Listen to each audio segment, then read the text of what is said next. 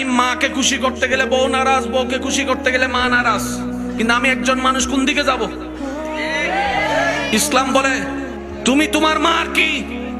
সন্তান। তুমি তোমার বউয়ের কি? স্বামী। শব্দগুলা খেয়াল করবেন। তুমি তোমার মার সন্তান, যার পায়ের নিচে তোমার বেহেশত। তুমি তোমার মায়ের পায়ের নিচে। তুমি তোমার বউয়ের কি? স্বামী। স্বামী মানে অভিভাবক। অভিভাবক কি নিচে না উপরে? মায়ের পায়ের নিচে তুমি, আর বউ তোমাকে মাথার উপর রেখেছে, কারণ তুমি বউয়ের অভিভাবক। তো উপরওয়ালা তো নিচের ওয়ালার মতো হয় না, নিচের ওয়ালা তো উপরওয়ালার মতো হয় না। এবার সে বলে আমি করব কি?